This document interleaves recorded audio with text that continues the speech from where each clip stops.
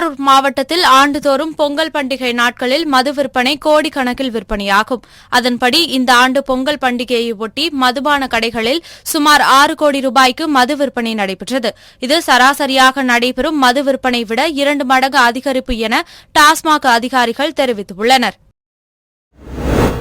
பெங்களூரில் உள்ள தனியார் நிறுவனத்தில் பணிபுரிந்து வரும் துறையூர் பகுதியைச் சேர்ந்த ராஜா என்பவர் பொங்கல் பண்டிகையை முடித்துவிட்டு துறையூரிலிருந்து பெங்களூர் நோக்கி காரில் சென்று கொண்டிருந்தார். அப்போது நாமக்கல் மாவட்டம் ராசிபுரம் அடுத்த சக்தி நகர் பகுதியில் வந்தபோது காரின் முன்பக்க டயர் வெடித்ததில் ஓட்டுநரின் கட்டுப்பாட்டை இழந்த காரானது சென்டர் மீடியனில் மோதி சாலையின் மற்றொரு புறத்திற்கு சென்று சாலையின் நடுவே நின்றது.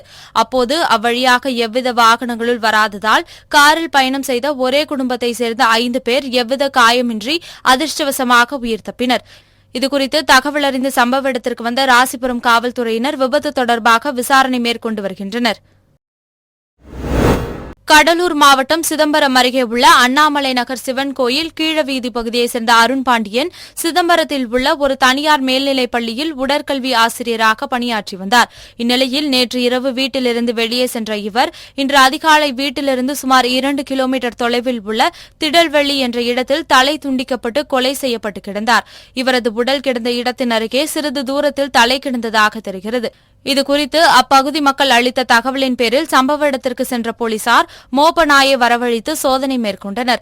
அப்போது ஒரு நாய் வீட்டின் முன்பும் மற்றொரு நாய் ஆசிரியரின் உடல் கிடந்த இடத்திலிருந்து சுமார் 2 கிலோமீட்டர் தூரம் ஓடி அவரது வீட்டின் முன்பு நின்றது. தொடர்ந்து இந்த சம்பவம் குறித்து அண்ணாமலை நகர் போலீசார் வழக்கு பதிவு செய்து விசாரணை நடத்தி வருகின்றனர். திருவண்ணாமலை மாவட்டம் வந்தவாசி வட்டம் தேசூர் பகுதியைச் சேர்ந்தவர் காமேஷ், இவரது மனைவி சந்தியா.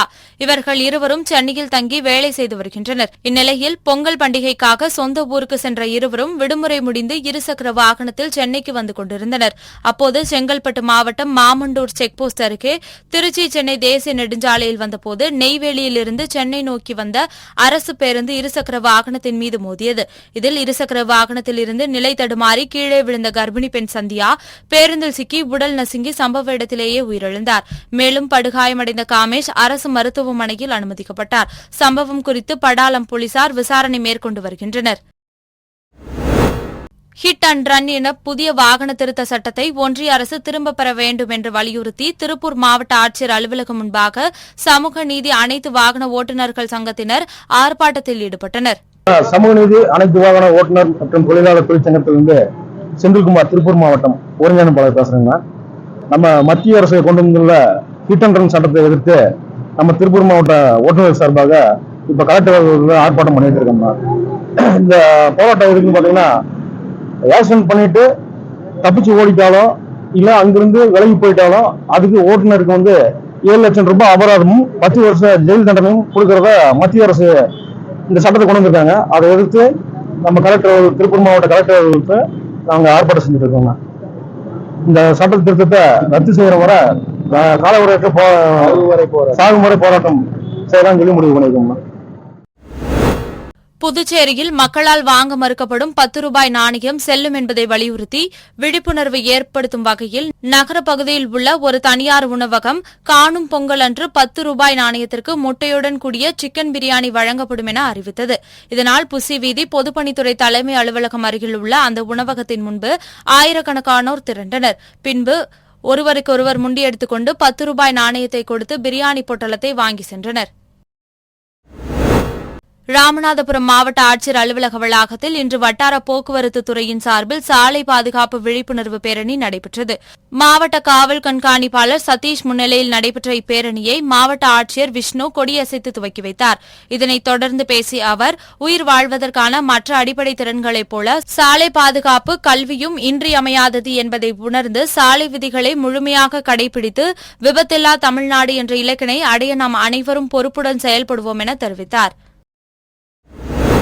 தென்காசி மாவட்டம் செங்கோட்டை நகரமன்ற தலைவியாக உள்ள திமுகவை சேர்ந்த ராமலட்சுமி என்பவர் மீது 19 கவுன்சிலர்கள் நம்பிக்கையில்லா தீர்மானம் கொண்டுவர மனு அளித்த நிலையில் அது தொடர்பாக கடந்த 2ஆம் தேதி செங்கோட்டை நகரமன்ற ஆணையாளர் சுகந்தி ஒரு அறிவிப்பு ஒன்று வெளியிட்டார். அதன்படி இன்று நம்பிக்கையில்லா தீர்மானம் கொண்டுவரப்படும் என அறிவிக்கப்பட்டிருந்த நிலையில் செங்கோட்டை நகரமன்ற கூட்டரங்கிற்கு அதிமுக, பாஜகவை சேர்ந்த 13 கவுன்சிலர்கள் வருகை தந்தனர். ஆனால் நகரமன்ற தலைவி மீது நம்பிக்கையில்லா தீர்மானம் கொண்டு வந்த திமுகவை சேர்ந்த 6 பேரும், அதிமுகவை சேர்ந்த 20வது வார்டு கவுன்சிலர் செல்வகுமாரி உள்ளிட்ட 11 கவுன்சிலர்கள் வருகை தராத நிலையில் நம்பிக்கையில்லா தீர்மானத்தின் மீதான வாக்கெடுப்பு நடைபெற இருந்த கூட்டம் ரத்து செய்யப்படுவதாக நகராட்சி ஆணையர் அறிவித்துள்ளார். இன்னைக்கு செங்கோட்டை நகர்மன்ற தலைவர் மீது நம்பிக்கை வாக்கெடுப்புக்காக நாங்க எல்லாருமே வந்திருந்தோம். என்ன திமுக உறுப்பினர்கள் என்ன பண்ணிட்டாங்கன்னா, பணபலத்தாலும் அதிகார பலத்தாலும் டூர் பேக்கேஜ் கூட்டு போயிருக்காங்க. ஏன்னா அவங்க மக்கள் பிரச்சனைகளை பத்தி பேசல. நகர்மன்ற தலைவர் தன்னிச்சையாக ஒரு 2 நபர்களை வச்சுக்கிட்டு பேரம் பேசிக்கிட்டு நகராட்சியை வித்துக்கிட்டு இருக்காங்கன்னு சொல்லி அவங்களும் அதிருப்தியாளர்களாக எங்க கூட இணைந்து இவங்க மேல நம்பிக்கை இல்லா தீர்மானத்திற்கு எல்லாம் ஒருங்கிணைந்துதான் எல்லாமே பண்ணணும். இப்போ அதிகார பலத்தையும் கொள்ளையடிச்ச பணத்தை அவங்களுக்கு ஒரு பங்கு கொடுத்து அவங்களுக்கு டூர் பேக்கேஜுக்கு அனுப்பி வச்சிருக்காங்க. நாங்க என்ன கேட்கிறோம், மக்கள் நல்ல பிரச்சனைகளை நீங்க தீர்த்து வைங்க. நாங்க உங்க பதவியை தட்டி பறிக்கணுங்கிறது எங்களுக்கு நோக்கம் கிடையாது. அது நாங்க போட்ட பிச்சை, சரியா? அதனால எங்களுக்குள்ள தகுதிக்கும் எங்களுக்குள்ள அங்கீகாரமும் எங்களுக்கு காலமும் பொழுது வரக்கூடிய சமயங்கள்ல எங்களுக்கு அடையும். அது நாங்க தேடி போகக்கூடிய தேவையில்லை. அதனால மக்கள் நலப்பணிகளை நல்லபடியாக செய்யுங்க. ஃபார் எக்ஸாம்பிள் பூங்கா கிடக்கிற சூழ்நிலையை பாருங்க.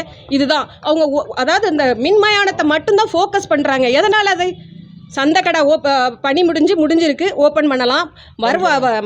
நகராட்சி வருவாயை பெருக்கிறதுக்கு என்ன வழி எடுக்கிறாங்க? கோடை காலம் ஆரம்பிச்சிருச்சு. கோடை காலம் ஸ்டார்ட் ஆயிருச்சு.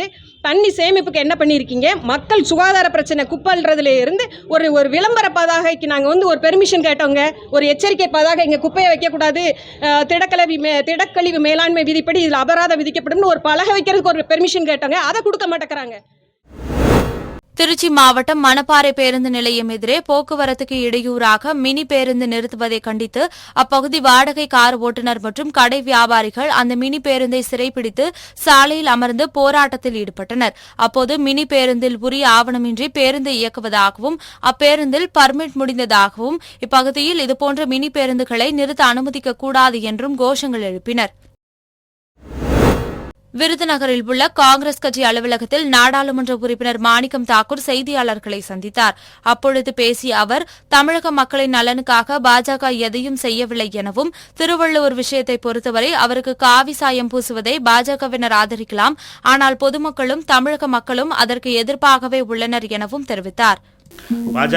பாஜகவை பொறுத்தமட்டிலே பிரதமர் தமிழ்நாட்டினுடைய மக்களினால் வெறுக்கப்படுகின்ற தமிழ்நாட்டு மக்களை தொடர்ந்து ஜிஎஸ்டினாலும் மற்ற வேலைவாய்ப்பு, தமிழ்நாட்டினுடைய முன்னேற்றம், தமிழ்நாட்டினுடைய தொழில் வளத்திலே நடக்கின்ற பிரச்சனைகள், இவை அனைத்துக்கும் பொறுப்பு திரு மோடி அவர்களே.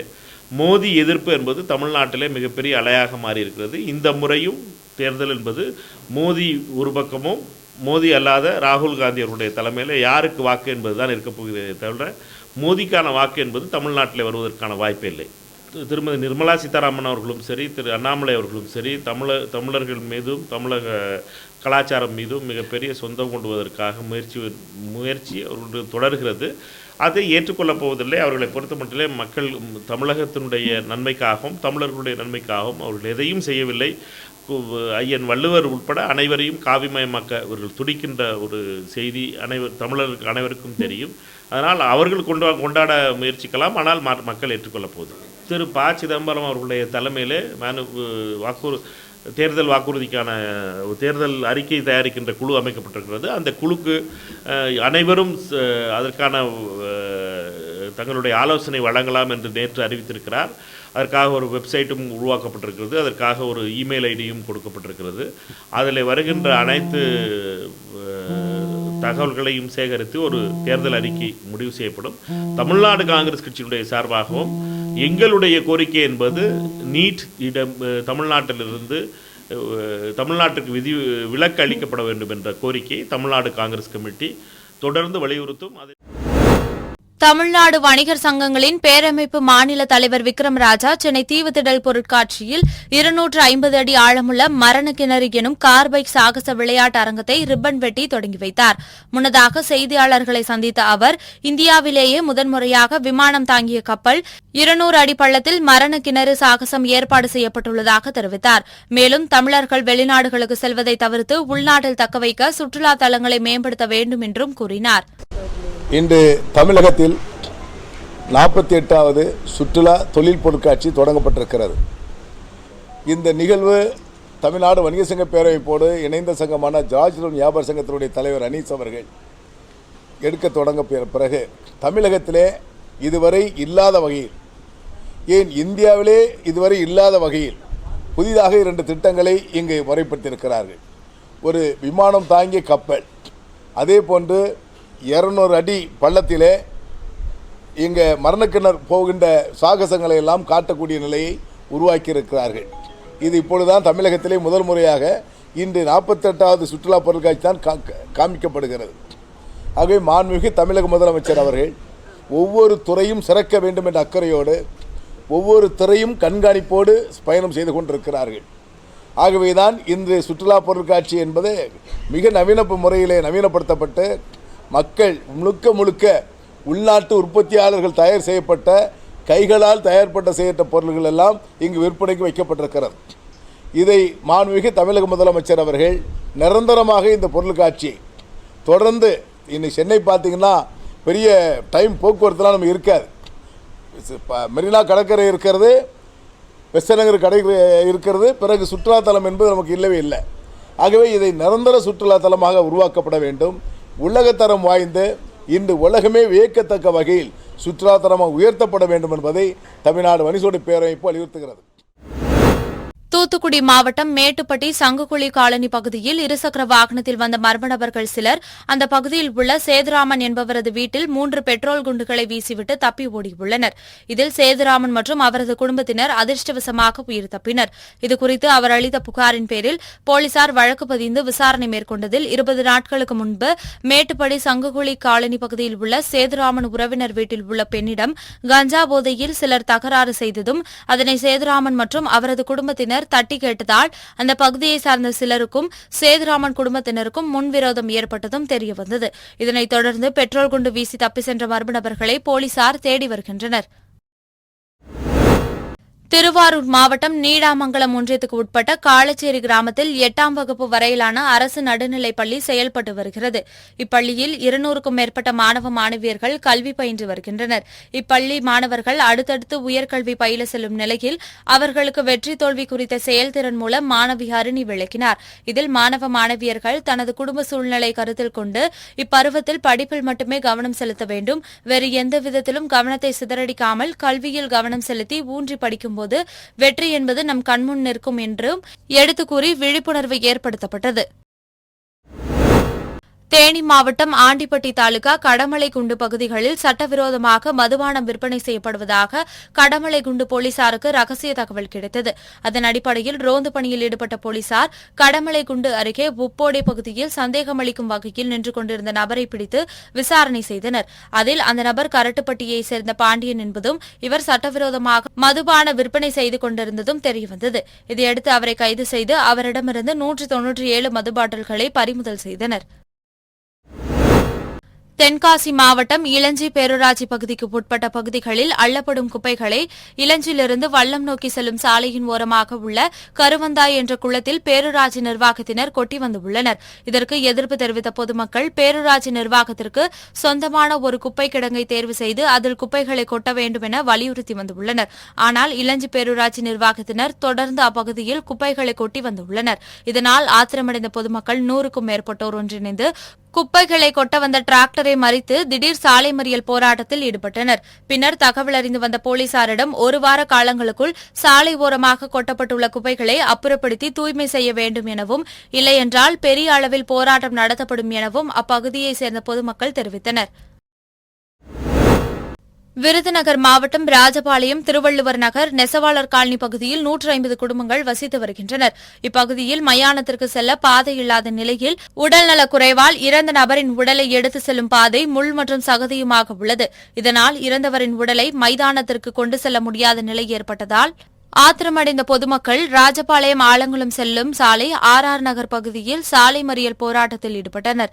இதையடுத்து தகவல் அறிந்து வந்த ராஜபாளையம் காவல்துறை துணை கண்காணிப்பாளர் பிரீத்தி மற்றும் போலீசார் பேச்சுவார்த்தையில் ஈடுபட்டனர். மேலும் வட்டாட்சியர் ராமச்சந்திரன் சுடுகாட்டிற்கு பாதை வசதி ஏற்பாடு செய்து தருகிறேன் என உறுதியளித்த பின் சாலை மறியல் போராட்டத்தில் ஈடுபட்டவர்கள் கலைந்து சென்றனர். தேனி மாவட்டம் பெரியகுளம் வடகரை காவல் நிலைய எல்லைக்கு உட்பட்ட பகுதியைச் சேர்ந்த சிவசங்கர் என்ற இளைஞர் அதே பகுதியில் வசிக்கும் 9ஆம் வகுப்பு மாணவியை காதலித்து வந்துள்ளார். மேலும் கடந்த 13ஆம் தேதி சிவசங்கர் சிறுமியை அழைத்து சென்று திருமணம் செய்துள்ளார். இதனிடையே மாணவி காணாமல் போனது குறித்து மாணவியின் பெற்றோர் பெரியகுளம் வடகரை காவல் நிலையத்தில் புகார் அளித்தனர். அதன் பேரில் போலீசார் மாணவியை தேடி வந்த நிலையில் தேனி அருகே உள்ள அன்னஞ்சி பகுதியில் தங்கியிருப்பது தெரியவந்தது. இதையடுத்து அங்கு சென்ற போலீசார் மாணவியை மீட்டதோடு சிவசங்கரை கைது செய்தனர். மேலும் சிவசங்கர் மீது குழந்தை திருமண தடை சட்டத்தின் கீழும் போக்சோ சட்டத்தின் கீழும் வழக்கு பதிவு செய்து அவரை தேனி மாவட்ட தேக்கம்பட்டி மாவட்ட சிறையில் அடைத்தனர். விழுப்புரம் மாவட்டம் மயிலம் அருகே உள்ள ரெட்டனை கிராமத்தில் கிரீன் பாரடைஸ் என்ற தனியார் பள்ளி செயல்பட்டு வருகிறது. இப்பள்ளியின் முதல்வர் கார்த்திகேயன் 10ஆம் வகுப்பு மாணவிக்கு பாலியல் தொல்லை கொடுத்துள்ளார். இதுகுறித்து அறிந்த மாணவியின் பெற்றோர் கடந்த 14ஆம் தேதி விழுப்புரம் அனைத்து மகளிர் காவல் நிலையத்தில் புகார் அளித்தனர். அந்த புகாரின் பேரில் வழக்கு பதிவு செய்த போலீசார் பள்ளியின் முதல்வர் கார்த்திகேயன் மீது போக்சோ சட்டத்தின் கீழ் வழக்கு பதிவு செய்து தலைமறைவாக இருந்த அவரை கைது செய்தனர். இந்நிலையில் கைது செய்யப்பட்ட கார்த்திகேயனை விழுப்புரம் போக்சோ நீதிமன்றத்தில் போலீசார் ஆஜர்படுத்தியதைத் தொடர்ந்து நீதிபதி ஹெர்மிஸ் அடுத்த மாதம் 1ஆம் தேதி வரை நீதிமன்ற காவலில் அடைக்க உத்தரவிட்டார். கைது செய்யப்பட்ட பள்ளியின் முதல்வர் தனியார் தொலைக்காட்சியில் செய்தி வாசிப்பாளராக பணிபுரிந்தார் என்பது குறிப்பிடத்தக்கது.